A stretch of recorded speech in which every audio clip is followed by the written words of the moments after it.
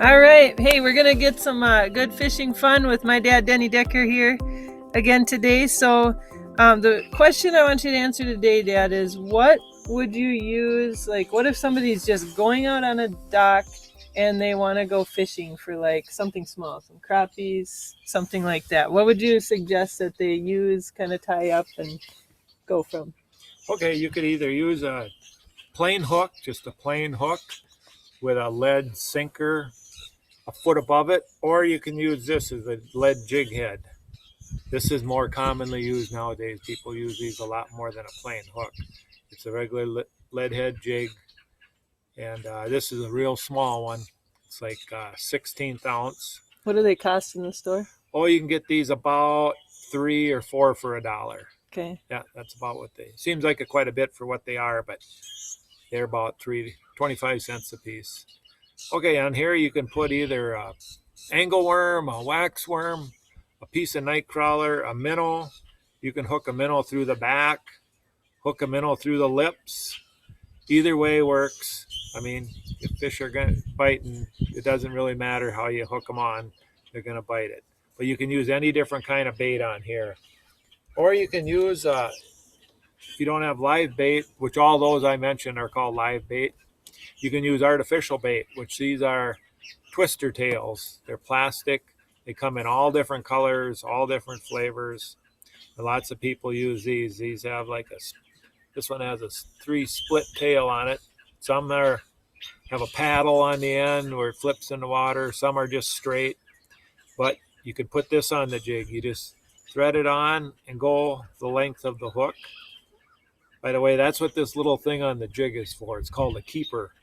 That holds artificial bait in place. You hook it on and go the length of the hook. This is a little bit big for this size of jig, but it'll work. Then you slide it right up to the head, and the hook comes out. That's why you put it in about the length of the hook, and that's how it should look when it's hooked up. I got one in the. Where did I put that bag? Oh, okay, we'll just stick with this. I had a bigger version of it, a bigger jig with a bigger hook in it. But if you can see this, the hook comes out, and the plastic is slid right up against the jig head. And that little keeper that I showed you is inside the worm there, and that holds it from sliding down. That holds it on. Okay, if you're going to fish off a dock, this is a little bit big for sunfish. You'd use a smaller one, but we'll use this one for now. And depending on how deep the water, you're probably going to fish about a foot to a foot and a half deep. Here's a little bobber. This bobber has a lead on it, so it makes it a little heavier, easier to cast further. Plus it stands up and you don't have to put any more weight besides this little jig on. If you don't have a weighted one, you'd probably could hook about 5 of these little jigs on it and it still won't pull it under. And with the lead on it, that makes it easier for the fish to pull it down. So there's less resistance.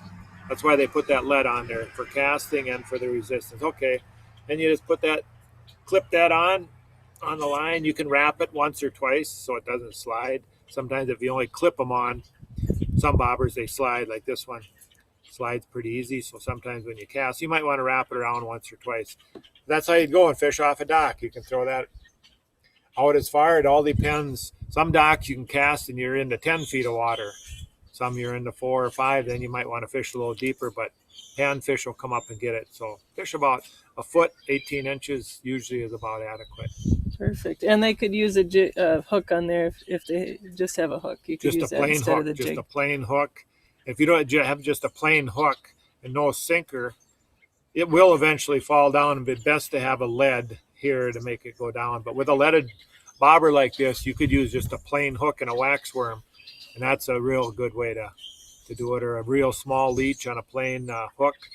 Otherwise, if you use too big a bait on a plain hook, too big a leech, they'll swim up to the surface with the hook because there's no weight holding it down. That's what the lead part of the lead head jig is for. Got it. Awesome. How about if you want to catch like big fish, like bass, northern, walleye? Okay. Fun stuff. Nobody wants to catch that panfish. You want to do that? What I was using here is a spinning rod, a spinning reel. That's majority of the people use this, or there's closed face push button. But if you want to say fish for bigger fish and you cast the Rapala, this is a bait casting reel. level wind or bait casting reel, which are a lot harder to get to learn how to cast without backlashing, but they you can use this or a spinning rod. And what you put on there, I got a clip.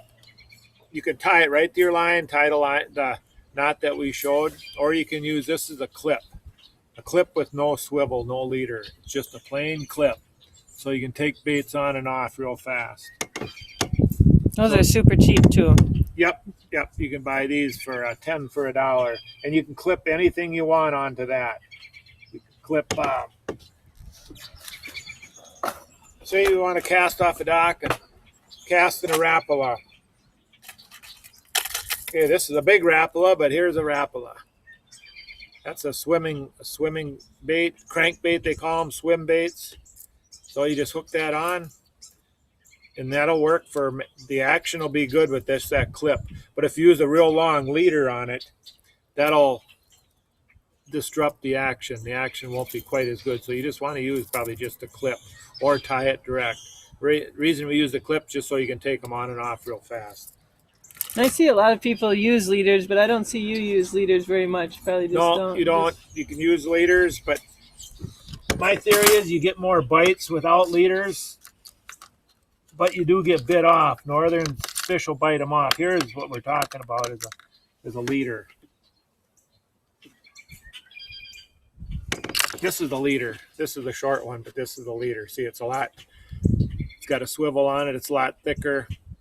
And I just think maybe the fish won't bite that quite as much. But if a northern bites it, northern grabs a hold of it, it won't bite this off because this is steel. So sometimes you buy a $5, $6, $7, $8 lure, cast it, one cast, the northern bites it, and you lose that lure. So that's why people use leaders. Awesome.